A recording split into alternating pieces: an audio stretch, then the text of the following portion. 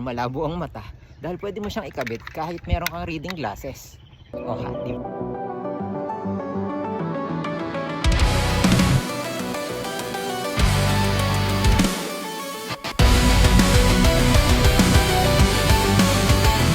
Maangas na helmet ba ang hanap mo?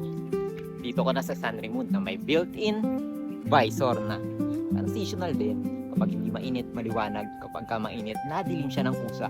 And maganda siya para sa kagaya nating mga tito cyclist or malabo ang mata dahil pwede mo siyang ikabit kahit meron kang reading glasses. O ha, di ba? Bagay na bagay ito sa mga kagaya nating malalabo ang mata o kahit hindi malabo ang mata mo. Kasi pagka meron kang built-in visor tas nakasalamin ka sa loob, hindi matatalsikan ng buhangin ng salamin mo. At alam ko, napakamahal ng ating mga salamin na reading glasses at saka pwede ding pang drive. Mahal yan, 5,000 hanggang 10,000 o 15,000 pa. Kapag ka siya ay tinatamaan ng buhangin, nagagasgas. Kaya bumili ka na ng helmet na kagaya nitong Sunrimoon na gamit. Pag may visor, protektado pati ang ating salamin, hindi lang ang ating mata.